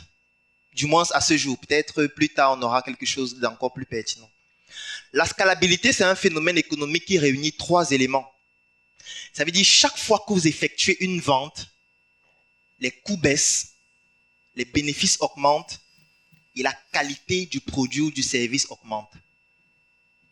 Et les 3 se produisent en même temps. Je répète, lorsque vous atteignez la scalabilité, ça signifie que chaque fois que vous effectuez une vente, les coûts baissent, les ventes, les bénéfices augmentent et la qualité du produit ou du service augmente. Je vais prendre des exemples. Si par exemple vous fabriquez, je vais prendre du pain. Vous êtes un boulanger, vous faites du pain. Tous les jours, vous faites peut-être 10 pains par jour. Faire 10 pains par jour, ce n'est pas compliqué. Vous vous mettez vous-même, vous faites 10 pains. Ce n'est pas énorme comme charge de travail. Vous pouvez mettre le temps qu'il faut, choisir les bons ingrédients pour que le pain soit bien croustillant, bien chaud et avec une bonne mie à l'intérieur. Quand les gens viennent, ils achètent votre pain, ils se rendent compte que non, votre pain est de qualité. Ils sont satisfaits par la qualité de votre pain. Ils partent parler de votre pain à d'autres personnes. Vous dites que vraiment, j'ai acheté le pain là-bas l'autre jour à Aqua. C'est magnifique, je te recommande d'acheter aussi le pain là-bas. Ce qui fait que 2 jours, 3 jours, 5 jours plus tard, vous avez maintenant 50 personnes qui viennent et ils veulent acheter votre pain. Sauf que vous produisez seulement 10 pains. Donc, l'offre commence à être inférieure à la demande. Et de façon classique, comment les vendeurs 1.0 et 2.0 font? Ils recrutent d'autres boulangers. Vous dites que les gars, venez, je vous recrute, tu veux que tu payes combien? Ok, 100 000, c'est bon, c'est bon. Venez, on doit produire beaucoup de pain, les gens veulent le pain. On ouvre d'autres boulangeries. Et on commence à produire maintenant 50 pains, 100 pains, 200 pains par jour. Et quand les gens viennent, ils achètent maintenant le pain parce qu'il y en a maintenant pour une quantité suffisante. Sauf que voici le problème qui se pose. Les coûts vont augmenter. Parce que pour produire maintenant les pains supplémentaires, les coûts augmentent. Pourquoi les coûts augmentent? Parce que les loyers ont augmenté, parce que les salariés ont augmenté, parce que les impôts ont augmenté, parce que la logistique est en train d'augmenter. Donc en fait, ce qu'on a eu à effectuer comme dépenses ou investissement pour pouvoir produire plus de pain font en sorte que les coûts augmentent. La deuxième chose qui se produit, c'est que les bénéfices augmentent. Oui, c'est vrai, parce que vous produisez 10 pains avant, maintenant vous produisez 50, 100 000. Vous gagnez plus d'argent, c'est vrai, mais la qualité du pain n'augmente pas. Ça va même baisser plutôt. Parce que quand vous produisez 10 pains, vous produisez avec beaucoup d'amour. Mais quand il faut produire 10 000 pains par jour, on est obligé d'aller vite. On est obligé de peser. Il ne faut plus qu'il y ait trop de sel. Il faut qu'on économise le sucre. Il ne faut plus que ça mette trop de temps au feu parce que la facture du gaz commence à être trop élevée. Donc la qualité du pain va baisser et vous n'allez jamais atteindre la scalabilité. La scalabilité, c'est le saint graal de la vente. C'est-à-dire quand vous avez atteint le niveau de la scalabilité, c'est fini. Et je vous explique maintenant comment la scalabilité peut se produire dans le domaine du pain. Le même exemple pour que ce soit facile. Je produis 10 pains par jour. Je me rends compte que beaucoup de personnes sont intéressées par mon pain. Au lieu de recruter les boulangers, je ne recrute personne. Parce que je ne veux pas que les coûts augmentent. Moi, je veux que les coûts baissent. Pour que les coûts baissent, je définis les normes du pain que je fabrique. Ça veut dire mon pain, comme il est de qualité, voici les normes, voici ce qu'il faut pour arriver à ce pain. Voici la formule, voici les ingrédients, voici comment il faut les mixer. Je dis que ça va s'appeler désormais le pain Claudel et la formule c'est ça. Voici comment on fait pour arriver. Je m'avais même demandé, déposer même un brevet pour obtenir un brevet en fait d'invention de ce pain. Ensuite, je crée une plateforme qui fonctionne bien évidemment avec l'intelligence artificielle, qui fait en sorte que tous les boulangers du Cameroun peuvent s'inscrire dans cette plateforme. Quand ils s'inscrivent dans cette plateforme, il y a un test qu'on leur fait pour savoir déjà s'ils sont boulangers. S'ils ont quand même des notions de base de fabrication du pain. Ça fait un tri, ça enlève certains qui sont nuls. Et ceux qui restent maintenant, on leur apprend à fabriquer le pain Claudel selon les normes qui ont été établies. Dès qu'ils finissent d'apprendre, et ça se fait automatiquement, ce n'est pas un formateur qui vient leur apprendre, tout se fait en ligne. Dès qu'ils finissent d'apprendre et qu'on a la certitude qu'ils savent fabriquer le pain, ils intègrent la base de données. Et tous sont géolocalisés, tel celui-ci à Aqua, celui-ci à Dedo, celui-ci à Yaoundé, celui-ci à Bafoussam. Ce qui fait que lorsque quelqu'un vient sur la plateforme et veut du pain, il dit peut-être je veux 10 pains. La plateforme le géolocalise et voit qu'il a Aqua. Et ça lui montre directement 5 boulangers qui sont aussi à Aqua et qui peuvent lui livrer le pain en moins de 10 minutes. Mais la particularité, c'est que ces boulangers-là, ce ne sont pas mes employés. C'est que pour produire le pain, ils vont prendre leur argent eux-mêmes. Ils vont acheter les ingrédients eux-mêmes. Ils vont produire le pain. Sauf qu'en vendant, ils auront des commissions. Et moi aussi, j'aurai une commission puisque c'est ma plateforme. Ce qui fait que chaque fois qu'on vend un pain sur ma plateforme, moi, je gagne de l'argent. Donc, mes bénéfices augmentent à chaque fois qu'on vend un pain. Mais les coûts baissent. Les coûts n'augmentent pas parce que la plateforme s'amortit avec le temps. On ne va pas dépenser 10 fois pour la plateforme. On a à dépenser une fois. Et chaque fois que les gens l'utilisent, ça s'amortit. Donc, les coûts baissent. Et la qualité du pain augmente pour une raison qui est simple. C'est que chaque fois que les clients achètent du pain, il y a une évaluation après. C'est-à-dire que le client doit évaluer celui qui a vendu le pain pour dire est-ce que le délai de livraison a été respecté? Est-ce que le pain était croustillant? Est-ce que le pain avait beaucoup de mie? Est-ce que le boulanger était bien habillé? Est-ce qu'il ne sentait pas mauvais? Bref, des petits critères comme ça qui permettent de sortir des notes en termes d'étoiles au vendeur. Ce qui fait que si un vendeur, par exemple, toi tu es boulanger dans la plateforme, tu as vendu le pain 10 fois et on te note mal, la plateforme t'exclut parce que la qualité de ton pain n'est pas bonne et les gens s'en plaignent. Ce qui fait que les gens sont obligés de garantir toujours une bonne qualité de pain pour ne pas être éjectés de la plateforme. Et c'est comme ça que la qualité du pain progresse, ça ne baisse pas. C'est ça qu'on appelle la scalabilité. Et je vais vous prendre maintenant des exemples d'entreprises qui utilisent cela. Et si vous avez un concurrent qui a la scalabilité et vous n'en avez pas, vous allez disparaître. C'est impossible de concurrencer quelqu'un qui a la scalabilité si vous n'en avez pas vous-même. Je prends d'abord des exemples à l'international, après je reviens au Cameroun. À l'international, des entreprises qui ont la scalabilité, je vais vous citer Uber. Uber, c'est une entreprise américaine qui fait dans le taxi. C'est la plus grande entreprise de taxi au monde, mais ils n'ont aucune voiture. Ils n'ont pas de voiture. En fait. C'est-à-dire que pour pouvoir être un chauffeur Uber, vous avez votre véhicule personnel, vous vous inscrivez sur la plateforme et c'est avec votre véhicule que vous gagnez de l'argent. Et chaque fois que quelqu'un prend votre véhicule, eux, ils gagnent de l'argent parce que c'est leur plateforme. Qui connaît l'hôtel le plus visité au monde? Qui connaît l'hôtel le plus visité au monde? Non. L'hôtel le plus visité au monde s'appelle Airbnb. C'est une plateforme américaine. Ils n'ont aucune chambre. Mais c'est l'hôtel le plus visité au monde. Maintenant, les hôtels s'abonnent dans leur plateforme. Parce que qu'est-ce qu'ils ont commencé à faire? Ils ont commencé avec les étudiants. Tu as par exemple ton appartement ou ton studio. On vient avec des photographes professionnels qui viennent dans ton studio. On prend des photos professionnelles après une petite décoration. Ce qui fait que quand, par exemple, le week-end, tu n'es pas à la maison, on peut louer ta maison pendant le week-end. Pour des gens qui viennent d'ailleurs, par exemple, ils font samedi et dimanche, ils payent peut-être 30 000, la plateforme a 10 000, toi tu as 20 000. Après un mois, ça fait 80 000, ça te permet de payer ton loyer gratuitement juste en louant ta chambre 2 fois par semaine. Et eux, ils gagnent 10 000 sans chambre. C'est comme ça qu'ils sont devenus l'hôtel le plus visité au monde, jusqu'à ce jour. Je vais prendre un autre exemple ici au Cameroun, parce qu'à l'étranger, il y en a plus de 1000. Ici au Cameroun, il y a par exemple la monnaie scripturale qui se décline sous forme de monnaie électronique, comme Orange Money. Orange Money, c'est la scalabilité. Toutes les entreprises qui sont concurrentes à Orange Money, qui n'ont pas la scalabilité, vont disparaître. Il n'y a pas de doute. Je vais vous donner quelques statistiques. Orange Money, c'est un service qui est présent dans 14 pays, notamment les pays d'Afrique subsaharienne. Ils ont publié quelques petites statistiques que je vais vous donner. Entre janvier et décembre 2015, ils ont fait un chiffre d'affaires de 4 985 milliards de francs CFA. Ça veut dire le budget du Cameroun de cette année, plus 220 milliards. Le mois de juin 2016, en un mois, ils ont fait un chiffre d'affaires de 655 milliards de francs CFA, donc 1 milliard d'euros en un mois. L'année passée, il y a une entreprise qui est concurrente en elle, que je ne vais pas citer, qui a licencié 2000 personnes à cause d'eux.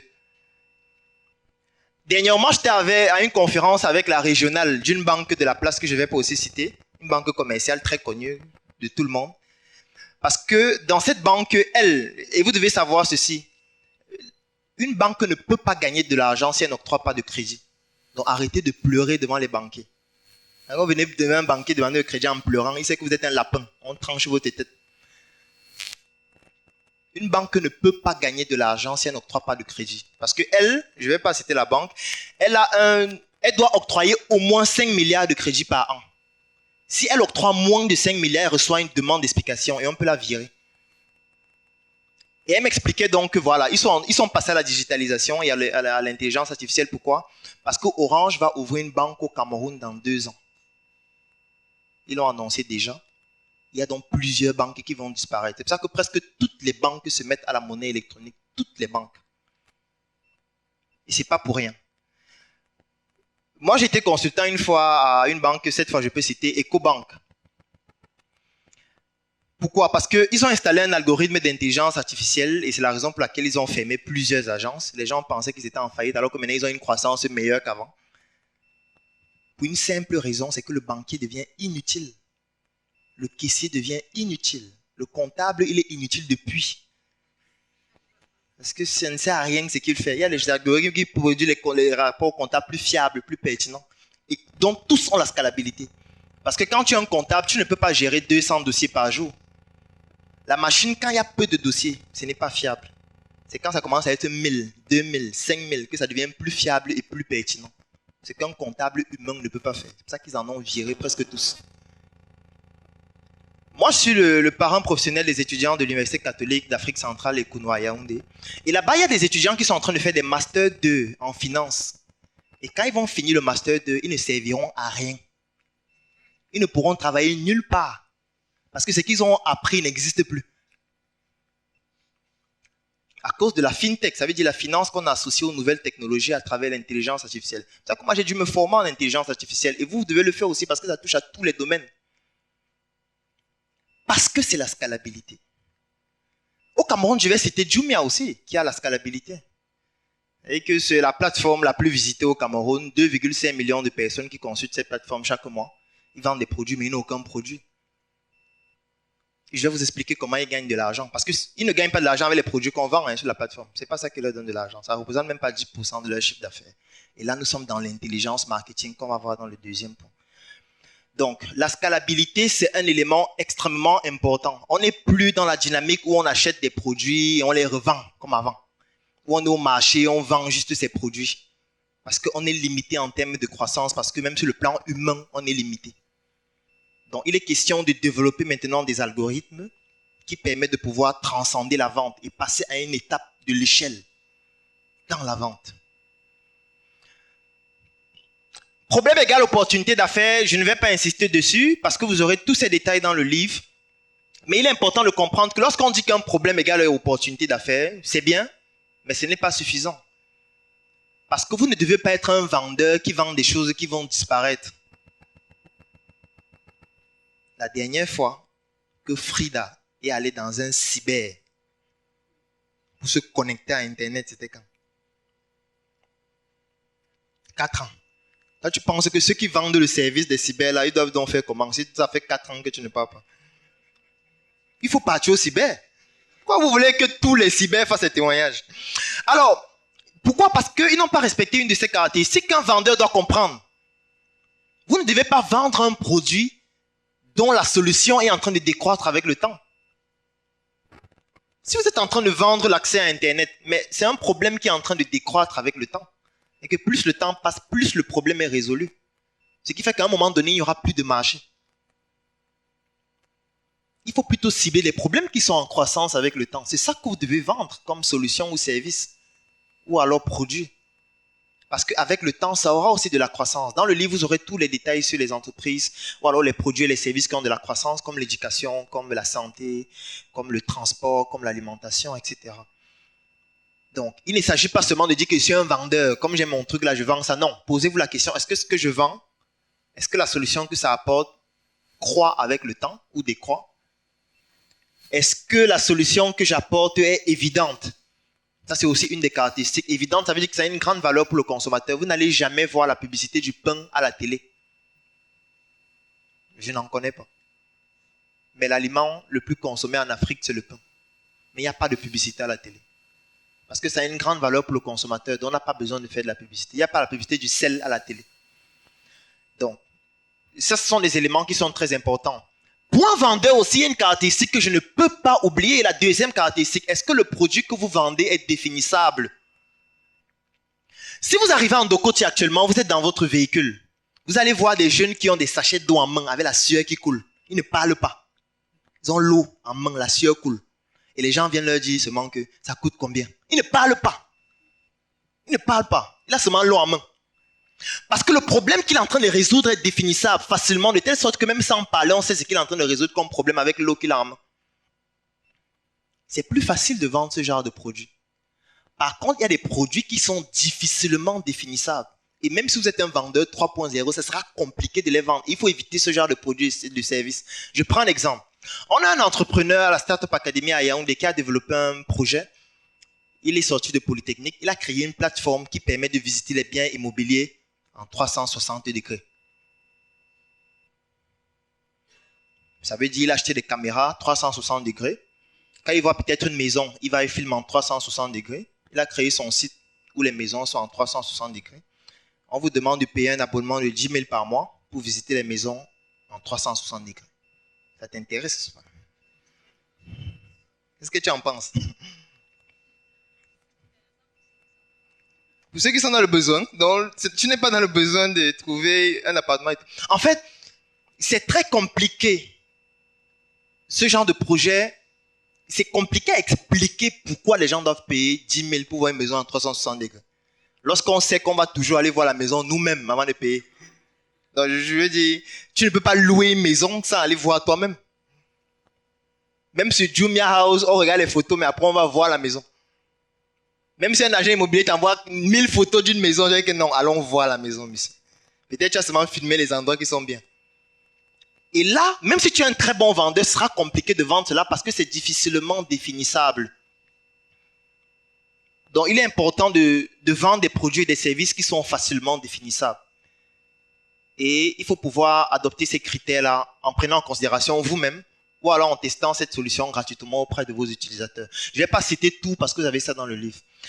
Alors, Internet, c'est quelque chose de révolutionnaire. Vous l'avez vu, tout le monde qui est ici, c'est grâce à Internet.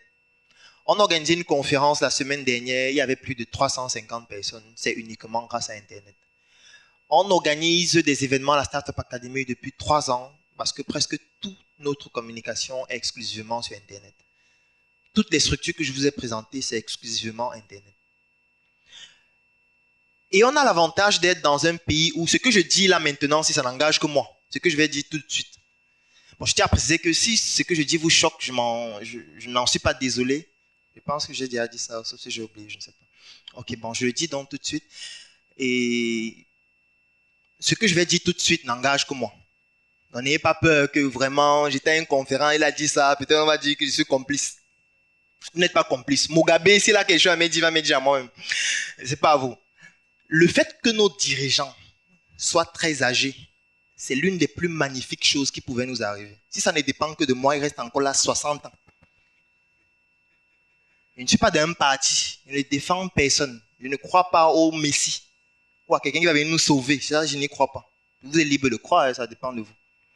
Donc, je dis donc que le fait que nos dirigeants soient très âgés, c'est l'une des plus magnifiques choses qui pouvaient nous arriver. Si ça ne dépend que de moi, il reste là 60 ans encore.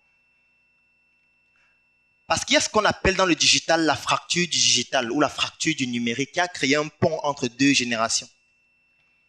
Et ce n'est plus possible de revenir à l'autre génération. C'est terminé. Moi, je suis constamment invité dans un ministère que je ne vais pas citer parce qu'on est en train de faire des textes de loi qui vont stipuler comment fonctionnent les startups au Cameroun. Parce qu'il y a un vide juridique dessus jusqu'à maintenant. Et quand je suis à la réunion, c'est juste qu'on ne peut pas rire à la réunion. Il faut quand même respecter ses aînés. Les gens n'arrivent même pas à définir ce que c'est que startup. Et moi, je trouve que c'est bien. Ça nous donne le temps de tester tout ce qu'on veut. Si vous voulez, vous attendez. Vous allez vous lancer quand il y aura déjà tous les textes. Et ce sera 10 fois plus compliqué.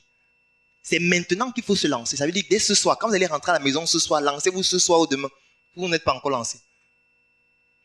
Parce que le fait que ces personnes soient très âgées, ils sont dans un paradigme qui n'est plus le nôtre. Ils ne comprennent rien. Et c'est bien. Moi, je trouve que c'est bien. Du moins, nous, on l'exploite. Si vous voulez, n'exploitez pas. Je vais prendre un exemple. Lorsque je lance SOS Médecins Cameroun, nous sommes en novembre 2014. En novembre 2014, ce que je vais vous expliquer maintenant, je connaissais déjà très bien ça en 2014. Ça veut dire que la communication digitale, le fonctionnement des réseaux sociaux, tout ça, c'est quelque chose que je maîtrisais déjà suffisamment. Ce qui fait que je lance la structure SOS Médecins Cameroun en 2014 en ligne. Et on fait 3 ans avant de légaliser notre structure. Et on a légalisé parce que nous-mêmes, on s'est dit non, on a quand même fait 3 ans. Allons quand même déposer les documents. Parce qu'en aucun moment, on pouvait aller en prison à tout moment. Il suffisait juste que quelqu'un s'intéresse à ce qu'on fait pour dire, mais je dis, vous dites que vous consultez à domicile, les soins à domicile, machin. Qui vous a encore qu'il y a un vide juridique sur les prestations à domicile au Cameroun? Qui vous donne l'autorisation de faire ça? Encore que moi, j'avais pris le logo de SOS Médecins France, j'ai enlevé France et j'ai mis Cameroun. Et du coup, il y a énormément de risques qu'on prenait. Mais comme on est dans un pays où les gens ont un certain âge, ils n'y comprennent rien. Et c'est bien. Si vous voulez, vous prenez ça mal. Vous dites que non, celui-là, comment il peut dire faites alors comme vous voulez. Il y a une qui a dit tout à l'heure que non, il faut respecter la loi. Comment, machin? Il faut dire la vérité. On va venir sur le concept de vérité et mensonge dans l'intelligent marketing tout à l'heure. Dans le marketing digital à travers Internet, l'Afrique, c'est le continent où la croissance des smartphones est la plus exponentielle au monde. Il y a 420 millions de personnes désormais qui ont un smartphone en Afrique. Je ne parle pas de téléphone, je parle de smartphone. Ça veut dire qu'ils arrivent à se connecter à Internet à travers leur téléphone. Internet a tellement bouleversé nos vies que désormais, il y a même des maladies qui sont désormais reconnues uniquement à cause d'Internet et qui sont dans les manuels de psychologie et de psychiatrie. Je vais vous parler par exemple de l'addiction d'achat. C'est une maladie reconnue désormais. Ça veut dire là d'acheter des choses même qui ne nous servent à rien et ça touche 80% des femmes. C'est pour ça qu'il est pertinent pour un vendeur 3.0 de cibler des produits et des services qui s'adressent aux femmes à cause de cette maladie. C'est très intéressant. L'addiction d'achat. Une autre maladie, par exemple, c'est l'addiction au smartphone. On s'est rendu compte qu'il y a des personnes qui, lorsqu'elles sont privées de leur téléphone pendant 1 heure de temps, elles développent ce qu'on appelle en médecine un flûteur. Le cœur bat, il veut mourir. Qu'est-ce qui se passe? Mon téléphone est où? Mon téléphone. En fait, qui a déjà réalisé l'examen qu'on appelle l'ECG dans cette salle? D'accord. Qui sait ce que c'est que l'ECG? Mais Valérie, tu ne fais pas ton ECG. Pourquoi? En fait, l'ECG qu'on abrège, qui est l'abréviation d'électrocardiogramme, c'est un examen en médecine qui permet d'évaluer l'activité électrique du cœur. Quand vous voyez souvent des films, vous allez voir des personnes à l'hôpital couchées, il y a des électrodes sur la poitrine, sur les mains et sur les pieds, avec des écrans qui montrent des courbes qui montent et descendent. C'est ça l'ECG, ça montre l'activité électrique du cœur. Quand les courbes montent et descendent, on sait que bon, la personne a envie. Quand ça veut déjà devenir plat, on dit que gars, on ne veut pas qu'il y ait des problèmes dans la famille après. Dis-nous comment l'héritage va se partager pour qu'on en finisse.